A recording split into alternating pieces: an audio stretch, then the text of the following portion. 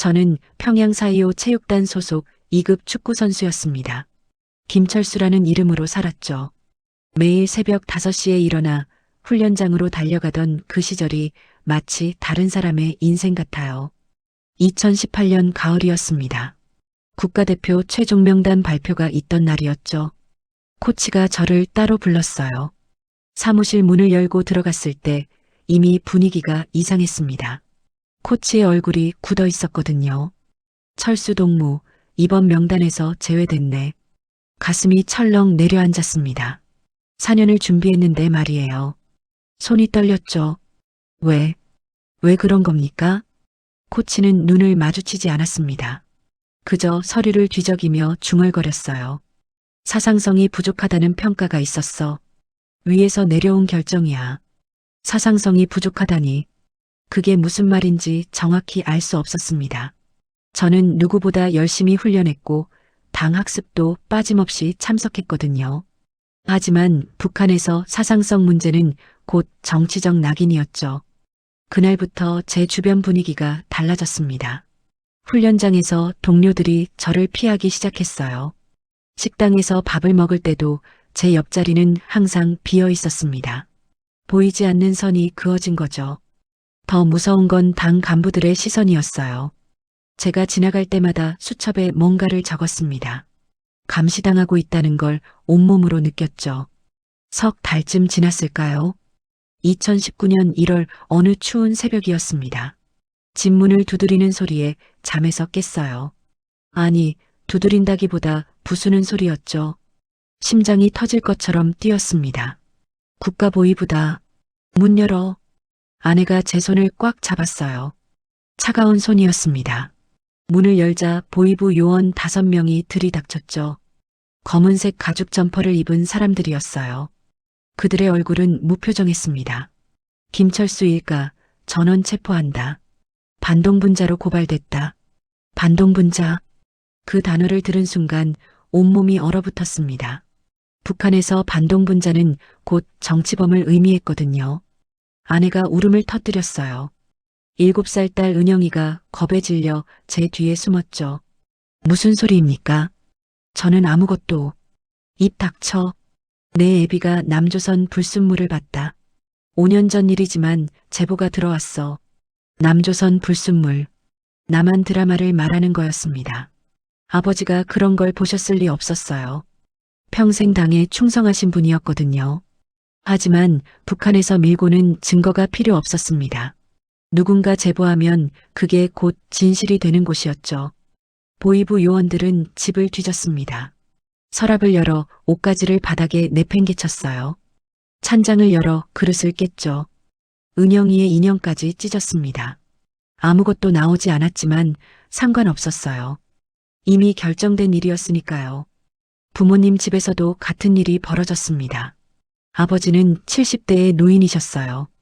무릎이 안 좋아서 지팡이를 짚고 다니셨죠.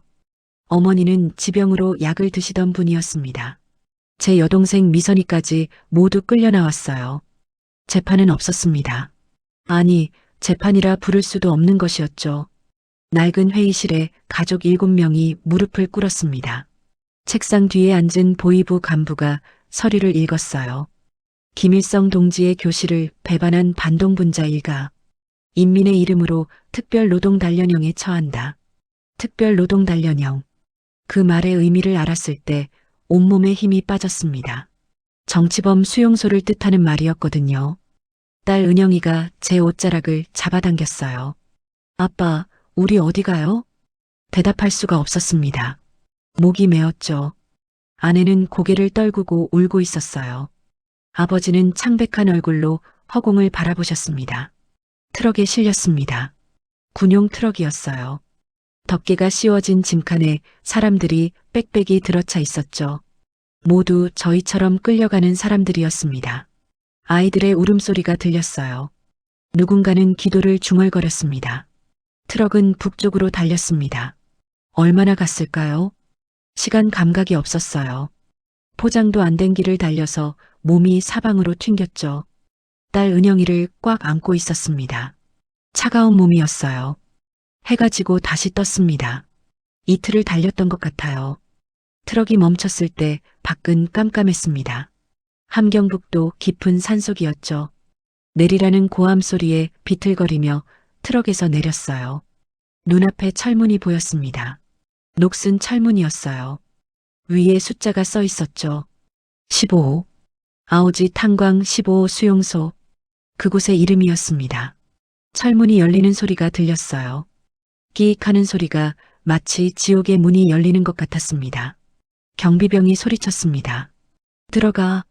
여기서 나갈 생각은 꿈도 꾸지 마라. 철문 안쪽은 어둠뿐이었습니다. 저는 딸의 손을 잡았어요. 아내의 손도 잡았죠. 가족들과 함께 그 어둠 속으로 걸어 들어갔습니다. 철문이 닫히는 소리가 뒤에서 들렸어요. 쾅 하는 소리와 함께 제 인생이 끝났다고 느꼈습니다. 철문 안쪽은 생각했던 것보다 훨씬 끔찍했습니다. 판잣집들이 줄지어 서 있었어요. 지붕은 너덜너덜했고 벽은 금이 가 있었죠. 사람들이 걸어 다녔는데 사람이라 부를 수 있을까 싶었습니다. 뼈만 앙상하게 남은 몸에 누더기를 걸친 모습이었거든요. 감독관이 저희를 막사로 데려갔습니다. 6평 남짓한 방에 10명이 들어가 자라고 했어요. 가족끼리도 나눠졌습니다. 저는 남자 막사로, 아내와 딸은 여자 막사로 갔죠. 은영이가 울며 매달렸어요. 아빠 같이 있어요. 무서워요. 경비병이 은영이를 떼어냈습니다. 거칠게 잡아당겼어요. 딸의 울음소리가 점점 멀어졌죠. 가슴이 찢어지는 것 같았습니다. 다음 날 새벽 4시에 사이렌이 울렸습니다. 모두 일어나 갱도 입구로 모였어요. 칼바람이 살을 애는 것 같았죠. 온도계를 본 감독관이 말했습니다. 영하 20도네. 딱 일하기 좋은 날씨야. 웃으며 하는 말이었습니다. 소름이 돋았어요. 곡괭이와 삽이 나눠졌죠. 녹슨 도구들이었습니다. 감독관이 소리쳤어요. 하루 할당량은 석탄 500kg이다. 못 채우면 밥 없다. 갱도 입구로 들어갔습니다. 엘리베이터라고 부르기 민망한 철제 상자였어요. 삐걱거리며 내려갔죠. 깊이 표시판의 숫자가 올라갔습니다. 100m, 200m, 500m. 멈춘 곳은 지하 800m였어요. 갱도 안은 숨이 막힐 것 같았습니다. 먼지가 자욱했어요. 천장은 낮아서 허리를 굽혀야 했죠. 군데군데 나무 기둥으로 받쳐놨는데 금이 가 있었습니다. 언제 무너져도 이상하지 않았어요. 곡괭이를 들었습니다. 석탄 덩어리를 향해 내리쳤어요. 손에 물집이 잡혔죠. 터진 물집에서 피가 났습니다. 하지만 멈출 수 없었어요. 감독관이 채찍을 들고 돌아다녔거든요. 옆에서 일하던 노인이 쓰러졌습니다. 60대쯤 돼 보이는 분이었어요. 탈진한 거였죠. 감독관이 다가와 발로 찼습니다. 일어나, 이 쓰레기야. 노인은 일어나지 못했습니다. 움직이지도 않았어요.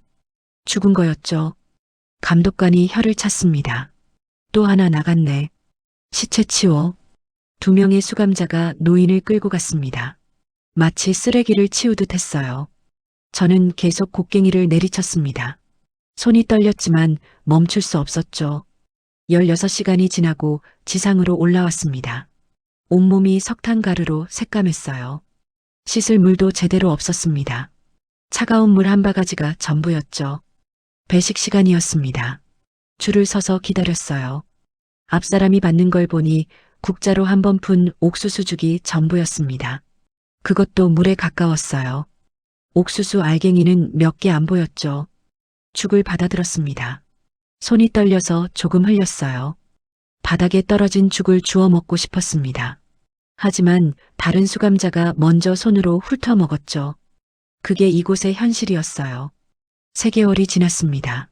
거울을 본 적은 없지만 몸이 달라진 걸 느꼈어요. 갈비뼈가 손으로 만져졌습니다. 팔은 나뭇가지처럼 가늘어졌죠. 원래 75kg이던 몸무게가 45kg으로 줄었다는 걸 나중에 알았습니다. 어느 날 여자 막사 쪽에서 비명이 들렸습니다. 밤중이었어요. 여자의 비명이었죠. 그러다 갑자기 조용해졌습니다. 다음 날 아침 여자 수감자 한 명이 싸늘한 시체로 발견됐어요. 15살쯤 돼 보이는 소녀였습니다. 누군가 작게 속삭였습니다. 간수놈들이 또 그랬어. 밤마다 여자들을 끌고 가. 온몸에 소름이 돋았습니다.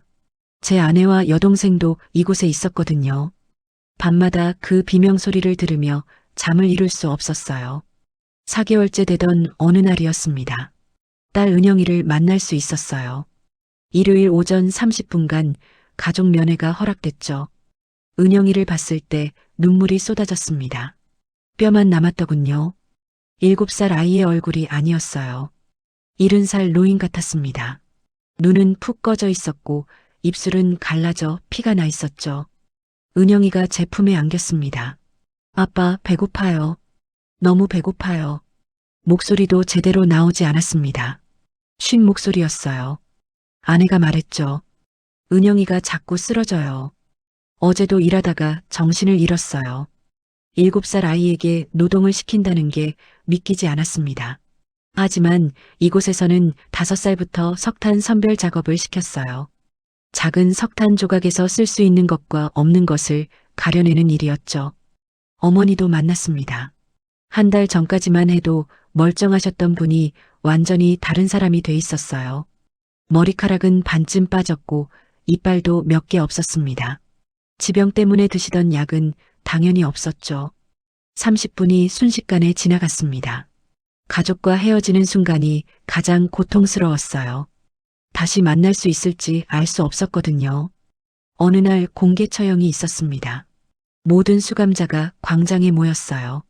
한 남자가 끌려 나왔습니다. 40대쯤 돼 보이는 사람이었죠. 감독관이 확성기로 외쳤습니다. 이자는 탈출을 시도했다. 인민의 적이다. 총소리가 울렸습니다. 남자가 쓰러졌어요. 피가 눈 덮인 땅을 붉게 물들였죠. 저는 눈을 감을 수 없었습니다. 감독관들이 지켜보고 있었거든요. 눈을 감으면 반항하는 것으로 간주됐어요. 일주일 뒤 또 다른 처형이 있었습니다. 이번에는 생매장이었어요. 반항했다는 이유였죠. 구덩이를 파괴했습니다. 그 사람 자신이 직접요. 다 파고 나니 그 안에 들어가라고 했어요. 안 돼요. 제발. 애원했지만 소용없었습니다. 흙이 덮였어요. 비명소리가 점점 작아졌죠. 그리고 조용해졌습니다. 밤이었습니다. 잠을 이룰 수 없었어요. 딸 은영이 생각이 났습니다. 이대로 있다가는 온 가족이 죽는다는 확신이 들었죠. 탈출해야 했습니다. 어떻게든 살아야 했어요. 옆에 누워있던 수감자가 작게 말했습니다. 폐경도가 있어. 중국 쪽으로 통한다던데. 귀가 번쩍 뜨였습니다. 조심스럽게 물었어요. 어디 있는데요? 3구역 끝. 하지만 지도 없이는 못 찾아. 미로 갔거든. 희망이 보였습니다. 아주 작은 희망이었지만요. 그날부터 저는 계획을 세우기 시작했습니다. 가족을 살리기 위해서요. 그날 밤부터 저는 갱도의 모든 것을 기억하기 시작했습니다. 일하러 내려갈 때마다 길을 외웠어요. 왼쪽으로 50m, 오른쪽 갈림길, 다시 직진 100m. 머릿속으로 지도를 그렸죠. 감독관의 눈을 피해가며 조금씩 3구역 쪽으로 이동했습니다. 2주가 지났을 때였습니다. 3구역 끝에서 봉쇄된 갱도를 발견했어요. 나무 판자로 막아놨더군요. 판자 사이로 바람이 불어왔습니다. 찬바람이었어요. 밖에서 들어오는 바람이라는 뜻이었죠. 문제는 정보였습니다. 폐갱도가 어디로 이어지는지, 얼마나 걸리는지 알 수 없었어요. 혼자서는 불가능했습니다. 도움이 필요했죠. 박 씨라는 수감자가 있었습니다. 50대 남자였어요. 여기 온 지 8년째라고 했죠. 저보다 배식량이 조금 더 많았는데 그걸 절반으로 나눠줬습니다. 먹게. 자네 딸 생각해서라도. 박 씨의 눈빛이 흔들렸어요. 본인도 딸이 있었대요. 같이 끌려왔다가 2년 전에 죽었다고 했습니다. 영양실조였죠. 저는 박 씨를 믿기로 했습니다. 조심스럽게 물었어요. 폐갱도에 대해 아십니까? 박 씨의 얼굴이 굳어졌습니다. 주위를 둘러보더니 작게 말했어요. 미친 짓이야. 들키면 총살이야. 이대로 있다간 제 딸이 죽습니다. 박 씨는 한참을 고민했습니다. 그러더니 천천히 입을 열었어요. 폐갱도는 3km쯤 돼. 중국 접경까지 이어져 있어. 10년 전에 막힌 갱도지. 하지만 중간에 함몰 구간이 있을 거야. 지나갈 수 있습니까? 모르지. 8년 전에 한 명이 시도했어. 다시는 안 나왔어. 두려웠습니다. 하지만 선택의 여지가 없었어요. 박 씨가 더 말했죠. 경비병 교대 시간을 알아야 해. 새벽 3시에서 4시 사이가 가장 느슨해. 그때 움직여야 해. 정보를 모으기 시작했습니다. 경비병들의 순찰 패턴을 관찰했어요. 매일 같은 시간에 같은 길로 돌았습니다. 새벽 3시 20분이면 3구역 쪽은 10분간 비었죠. 일요일마다 가족을 만났습니다. 아내에게 암호로 계획을 전했어요. 은영이한테 겨울 이야기를 많이 해줘요. 추운 날 어떻게 견디는지요. 아내는 알아들었습니다. 고개를 끄덕였어요. 눈물이 고여 있었죠. 언제쯤이에요? 내년 1월 7일. 준비하고 있어요. 2021년 1월 7일은 김정은 생일 전날이었습니다. 그날만큼은 경비가 느슨해졌어요. 술을 마시고 방심하는 간수들이 많았죠. 유일한 기회였습니다. 식량을 모으기 시작했습니다. 배식받은 옥수수죽을 조금씩 남겼어요. 배는 고팠지만 참았습니다. 플라스틱 봉지에 모아뒀죠. 3개월치를 모았습니다. 마른 죽이 됐지만 물만 부으면 먹을 수 있었어요. 아버지를 만났습니다. 많이 쇠약해지셨더군요. 70대 노인에게 이 노동은 너무 가혹했어요. 무릎이 더 안 좋아지셨죠. 지팡이 없이는 걷지도 못하셨습니다. 아버지, 같이 나갈 수 있습니다. 아버지는 고개를 저으셨어요. 손을 꽉 잡으시더니 말씀하셨죠. 철수야, 나는 못 가. 이 다리로는 불가능해. 아닙니다. 제가 없고라도. 안 돼. 내가 짐이 되면 모두 죽어. 은영이를 생각해라. 아버지의 눈에서 눈물이 흘렀습니다. 평생 우시는 걸 본 적 없던 분이었어요. 너희들이 살아서 나가야 해. 세상에 이곳의 진실을 알려야지. 그게 아버지 마지막 소원이다. 가슴이 무너졌습니다. 아버지를 두고 갈 수는 없었어요. 하지만 아버지 말씀이 맞았습니다. 폐갱도는 기어서 가야 하는 구간이 많았어요. 무릎이 안 좋으신 아버지는 절대 통과할 수 없었죠. 아버지, 울지 마라. 아버지는 괜찮아. 너희만 살아라. 그날 밤 잠을 이룰 수 없었습니다. 아버지 얼굴이 계속 떠올랐어요. 12월이 됐습니다. 날씨가 더 추워졌어요. 영하 40도를 넘나들었죠. 하지만 저에게는 좋은 소식이었습니다. 추울수록 경비병들이 방 안에 있으려 했거든요. 박 씨가 1,000조각을 건넸습니다. 갱도 약도가 그려져 있었어요. 내가 8년간 그린 거야. 이게 있어야 길을 잃지 않아. 고맙다는 말밖에 할 수 없었습니다. 박 씨가 제 어깨를 두드렸어요. 나도 같이 가고 싶지만 이 몸으로는 안 돼. 대신 자네 가족이라도 살아야지.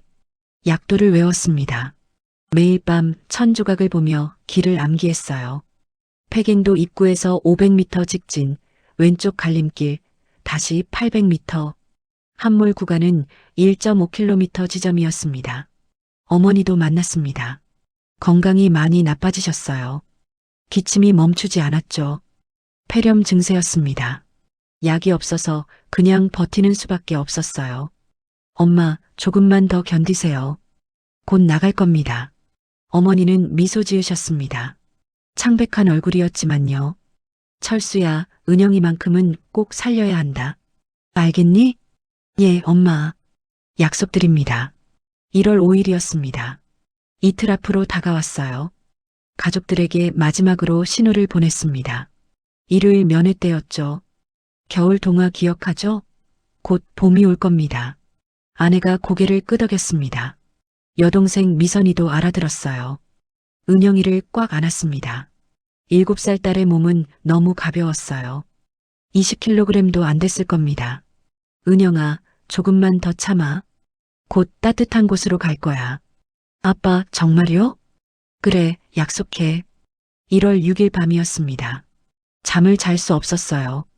내일이면 김정은 생일 전날이었죠. 마지막 밤이었습니다. 박 씨가 작게 말했어요.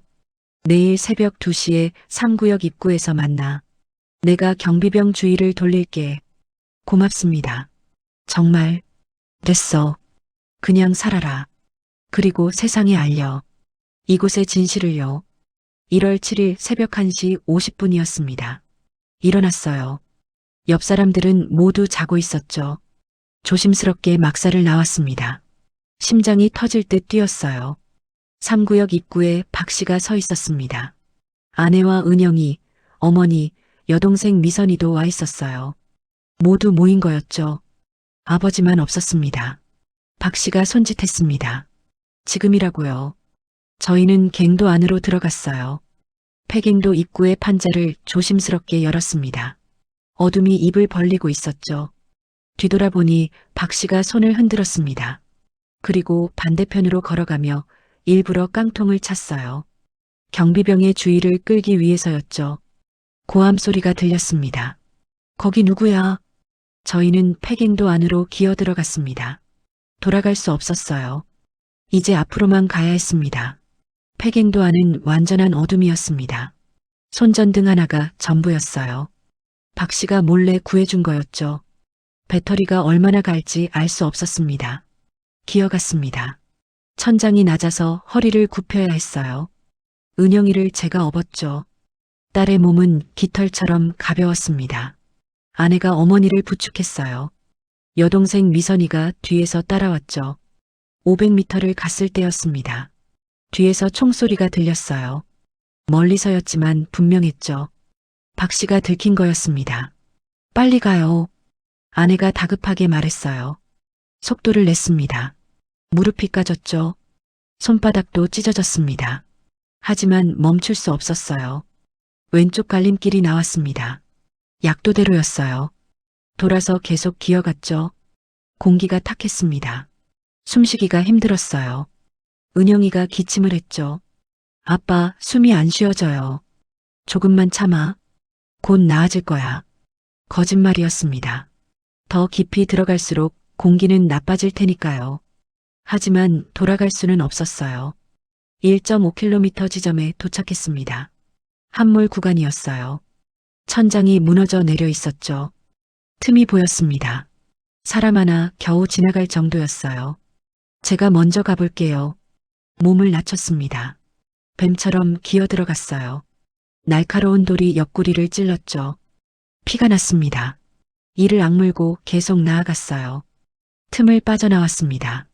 반대편에 공간이 있었어요. 다행이었죠. 뒤로 돌아가 가족들을 불렀습니다. 지나갈 수 있어요. 조심히 오세요. 은영이를 먼저 밀어 넣었습니다. 딸이 울먹였어요. 무서워요, 아빠. 괜찮아. 아빠가 여기 있어. 은영이가 기어 나왔습니다. 다음은 아내였어요. 아내도 무사히 통과했죠. 어머니 차례였습니다. 어머니가 중간에 끼었습니다. 옷이 돌에 걸린 거였어요. 움직일 수 없었죠. 안 돼. 못 가겠다. 엄마, 포기하지 마세요. 여동생 미선이가 뒤에서 밀었습니다.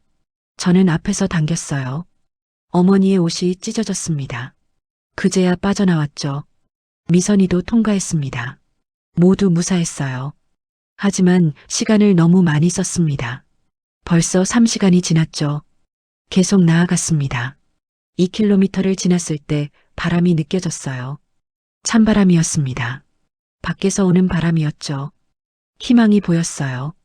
손전등이 깜빡거렸습니다. 배터리가 다 된 거였어요. 완전히 꺼지기 전에 출구를 찾아야 했습니다. 빨리 가요. 뛰다시피 했습니다. 은영이를 더 꽉 안았어요. 어머니가 비틀거렸죠. 아내가 부축했습니다. 손전등이 꺼졌습니다. 완전한 어둠이었어요. 하지만 바람이 불어오는 방향으로 계속 갔습니다. 손으로 벽을 더듬으며 나아갔죠. 빛이 보였습니다. 희미한 빛이었어요. 출구였습니다. 마지막 힘을 다해 기어갔어요. 폐갱도 밖으로 나왔습니다. 눈이 쌓인 산이었어요. 새벽 5시쯤 됐을 겁니다. 하늘이 조금씩 밝아오고 있었죠. 다 왔어요. 우리 해냈어요. 하지만 기쁨도 잠시였습니다. 여기는 아직 북한이었어요. 두만강을 건너야 했죠. 지도를 꺼냈습니다. 박 씨가 그려준 약도였어요. 두만강까지 15km, 산을 넘어야 했습니다. 눈 덮인 산을 걸었습니다. 발자국이 남았어요. 추적당할 수 있었죠. 하지만 어쩔 수 없었습니다. 5km를 갔을 때 총소리가 들렸습니다. 경비대가 추격하는 거였어요. 멀지 않은 곳이었죠.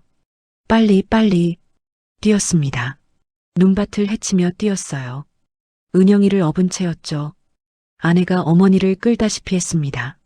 개 짖는 소리가 들렸습니다. 군견이었어요. 냄새를 맡고 쫓아오는 거였죠. 점점 가까워졌습니다. 저희는 계곡으로 내려갔습니다. 물이 흐르고 있었어요. 얼음이 얼었지만 중간은 흐르고 있었죠. 물속으로 들어갔습니다. 으아! 은영이가 비명을 질렀어요. 얼음장 같은 물이었거든요.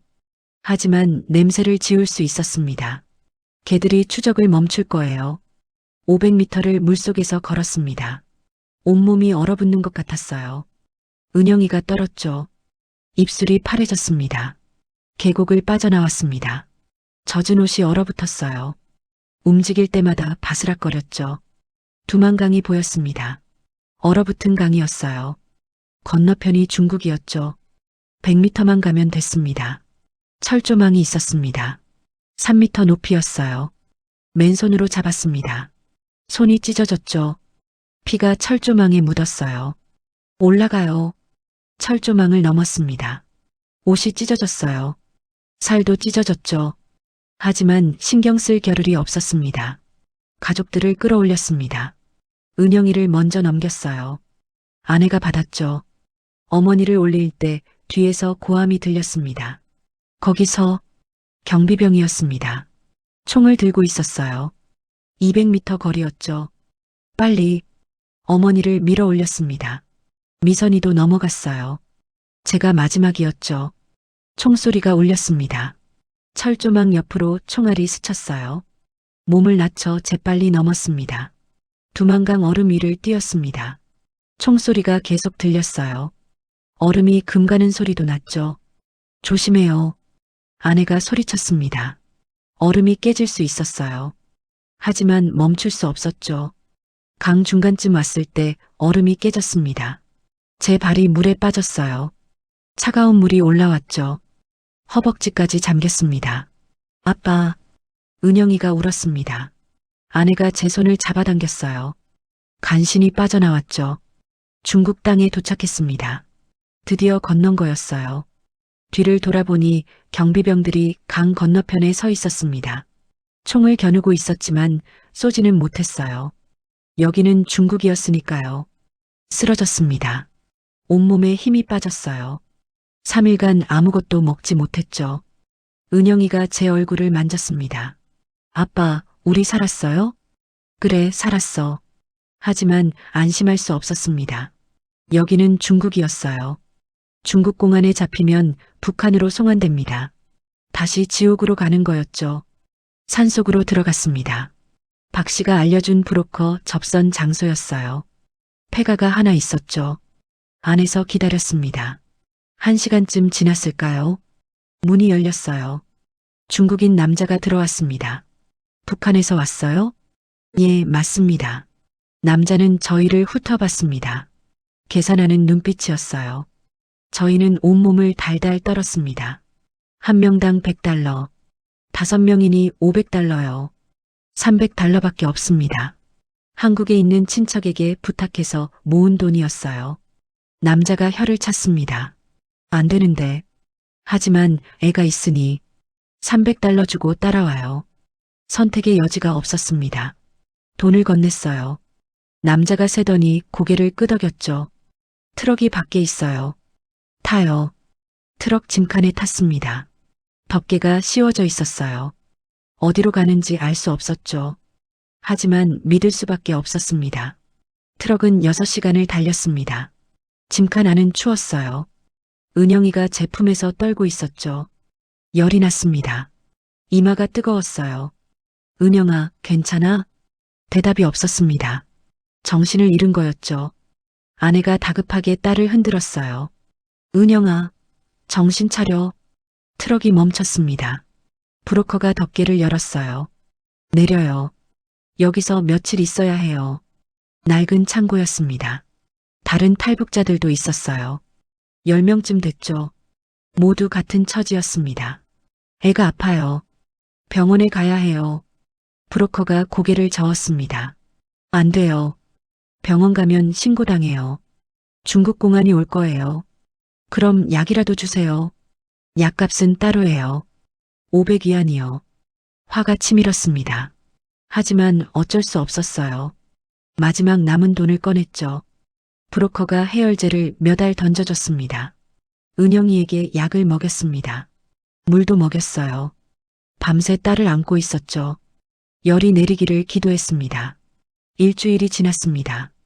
은영이의 열은 내렸어요. 하지만 기침이 멈추지 않았죠. 폐렴 증세였습니다. 브로커가 다시 왔습니다. 오늘 밤에 이동해요.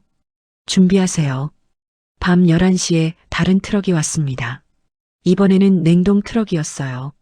생선을 실던 차였죠. 비린내가 진동했습니다. 들어가요. 검문소 지날 때까지 숨소리도 내지 마세요. 20명이 냉동 트럭에 탔습니다. 문이 닫히자 완전히 어두웠어요. 숨이 막혔죠. 1시간쯤 지났을 때 트럭이 멈췄습니다. 검문소였어요. 중국 공안의 목소리가 들렸죠. 뭘 싣고 가요? 생선이요. 시장에 납품하는 거예요. 뒤를 열어봐요. 심장이 멈추는 줄 알았습니다. 모두 숨을 죽였어요. 문이 열리는 소리가 났죠. 냄새 지독하네. 됐어요. 문이 닫혔습니다. 트럭이 다시 출발했어요. 살았습니다. 6개월이 흘렀습니다. 중국 곳곳을 전전했어요. 17곳의 은신처를 옮겨 다녔죠. 공안의 단속이 심해질 때마다 도망쳐야 했습니다. 세 번째 은신처에 있을 때였습니다. 새벽에 문 두드리는 소리가 났어요. 공안이다. 문 열어. 다른 탈북자가 밀고 한 거였습니다. 창문으로 도망쳤어요. 2층에서 뛰어내렸죠. 발목을 삐었지만 계속 뛰었습니다. 옥수수밭에 숨었습니다. 공안들이 수색했어요. 개를 데리고 왔죠. 저희는 숨도 쉬지 않았습니다. 1시간쯤 지나자 공안들이 떠났습니다. 다른 은신처로 이동했어요. 그날 밤 딸이 고열에 시달렸습니다. 병원에 가야 해요. 하지만 갈 수 없었습니다. 신분증이 없었거든요. 약국에도 갈 수 없었어요. 딸을 안고 밤새 울었습니다. 다행히 열은 이틀 만에 내렸습니다. 하지만 언제까지 이렇게 살 수는 없었어요. 브로커가 제안했습니다. 태국으로 가요. 거기서 한국 대사관에 가면 돼요. 얼마나 걸립니까?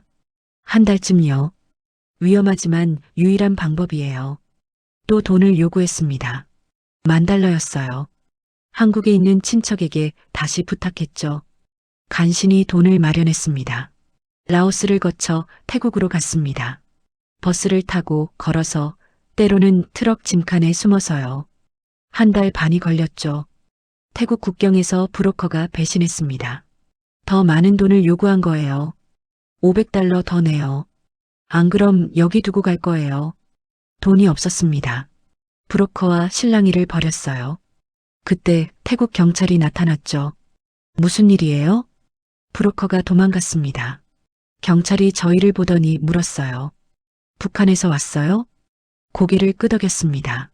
경찰은 저희를 경찰서로 데려갔어요. 두려웠지만 어쩔 수 없었죠. 경찰서에서 한국 대사관에 연락했습니다. 이틀 뒤 대사관 직원이 왔어요. 고생 많으셨습니다. 이제 안전합니다. 그 말을 들었을 때 눈물이 쏟아졌습니다. 정말 살아남은 거였어요. 2022년 3월이었습니다. 인천공항에 도착했죠. 한국 땅을 밟았을 때의 감격을 잊을 수 없습니다. 국정원 조사가 시작됐습니다. 작은 방에서 조사관 2명이 앉아 있었어요. 아오지 탄광에 대해 아는 대로 말씀해 주세요. 입을 열었습니다. 2년간 겪었던 모든 것을 말했죠. 지하 800m의 비밀 수용시설이 있습니다. 최소 2,000명이 노예 노동을 하고 있어요. 조사관의 얼굴이 굳었습니다. 펜을 들고 기록하기 시작했어요. 여성 수감자들은 밤마다 끌려갑니다. 저는 직접 봤습니다. 한 여성이 피를 흘리며 쓰러진 걸요. 조사관이 물었습니다. 확실합니까? 확실합니다. 제 아내도 목격했어요. 제 여동생도요. 6시간 동안 증언했습니다.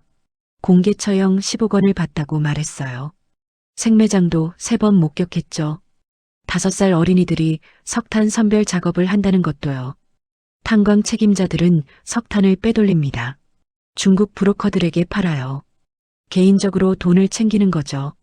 조사관이 놀란 표정을 지었습니다. 증거가 있습니까? 제가 직접 트럭에 석탄을 실었습니다. 밤에 몰래요. 중국 번호판이 달린 트럭이었어요. 더 말했습니다.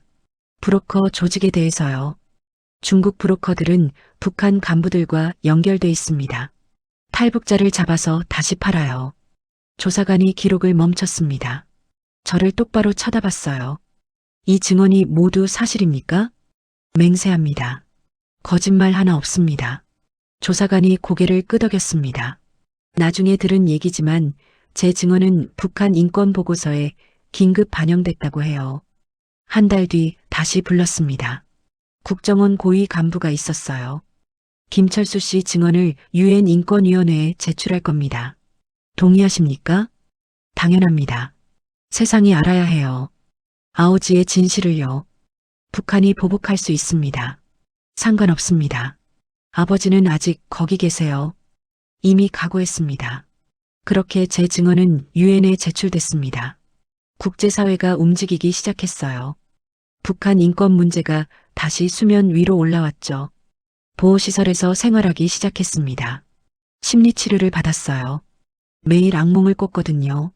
아오지 갱도에서 깨어나는 꿈이었죠. 은영이도 치료를 받았습니다.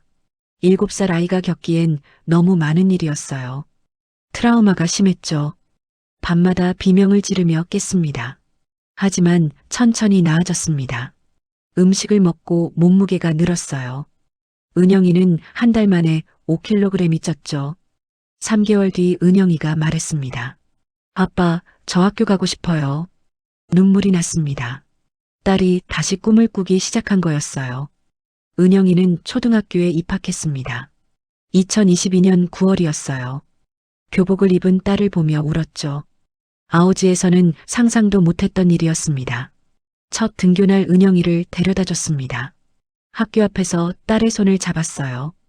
은영아, 무서우면 언제든 말해. 아빠, 전 괜찮아요. 이제 안 무서워요. 딸은 씩씩하게 교실로 들어갔습니다. 뒷모습을 보며 또 울었어요. 저희 가족이 정말 살아남았다는 게 실감났거든요. 보호시설에서의 생활이 계속됐습니다. 매주 화요일과 목요일에 심리치료를 받았어요. 상담사 선생님은 40대 여성이었죠. 오늘은 어떠셨어요? 악몽을 또 꿨습니다. 아버지가 갱도에서 저를 부르시는 꿈이었어요.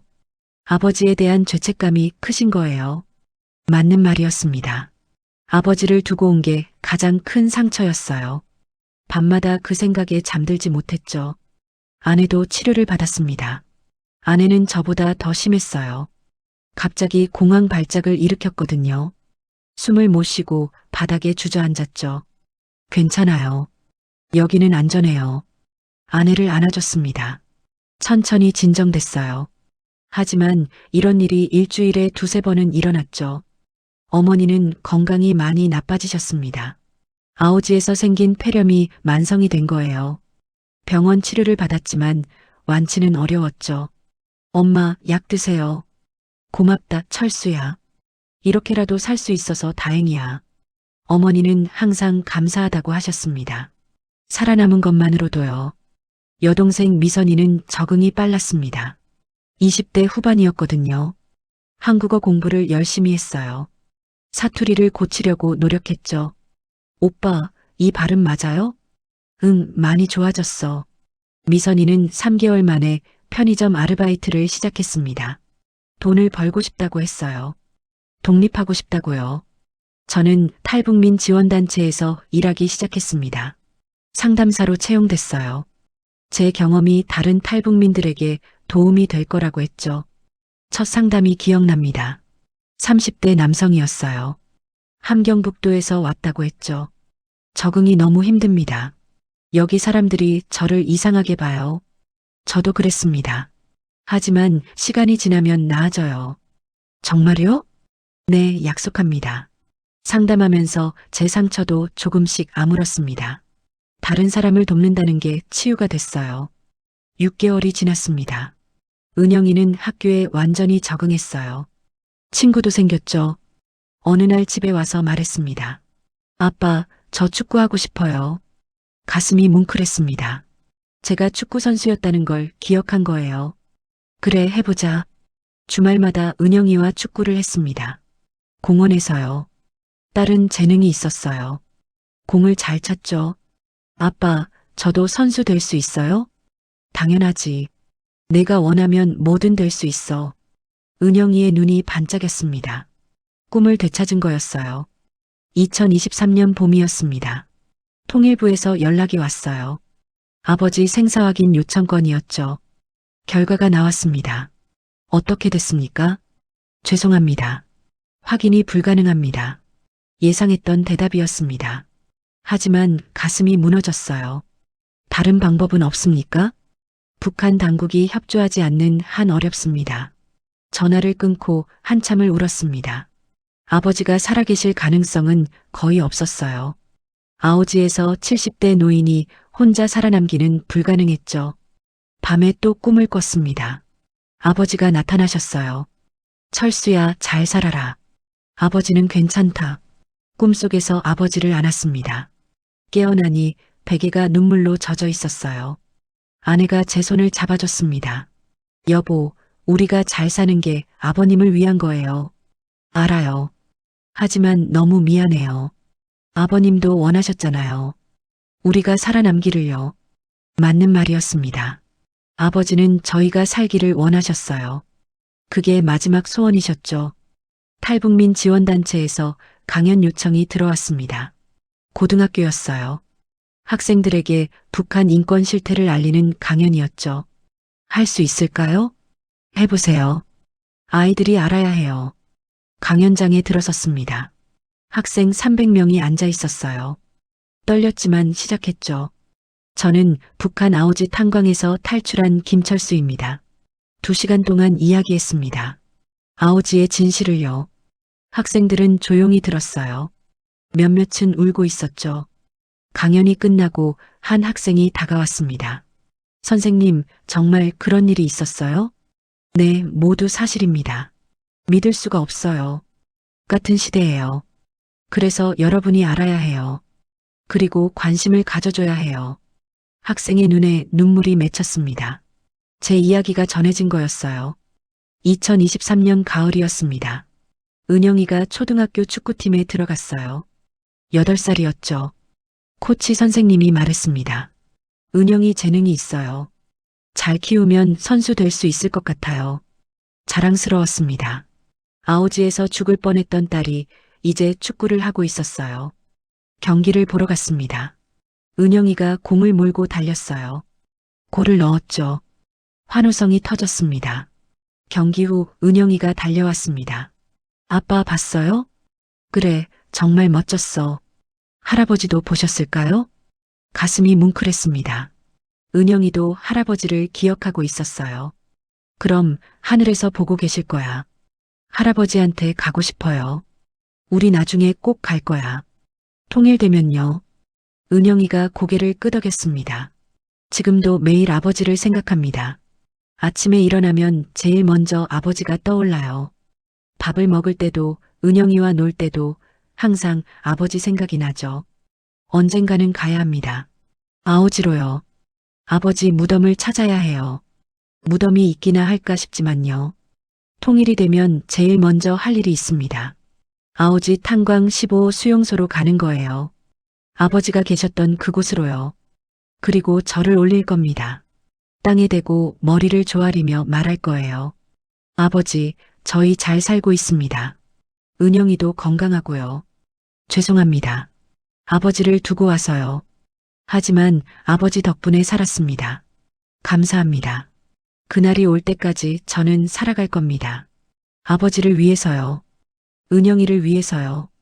그리고 아직도 아오지에 갇혀 있을 2,000명의 사람들을 위해서요. 제 이야기가 세상에 알려졌습니다. 유엔에서도 언론에서도 다뤘어요. 아오지의 진실이 조금씩 알려지고 있죠. 변화가 올 거라 믿습니다. 언젠가는요. 그때까지 저는 증언할 겁니다. 제가 본 것을, 겪은 것을요. 그게 제가 할 수 있는 일입니다. 살아남은 자의 의무죠. 밤하늘을 봅니다. 별이 빛나고 있어요. 저 별들이 아오지에도 비추고 있을 겁니다. 아버지도 같은 별을 보셨을까요? 아버지, 보고 싶습니다. 바람이 불어옵니다. 따뜻한 바람이에요. 마치 아버지가 대답하시는 것 같았죠. 잘 살아라. 그게 아버지의 마지막 말씀이었습니다. 저는 그 말씀을 지킬 겁니다. 평생요. 오늘도 저는 삽니다. 아버지를 기억하며 은영이의 웃음을 보며 새로운 하루를 시작하죠. 이게 제 이야기입니다. 아오지 탄광에서 살아남은 한 가족의 이야기요.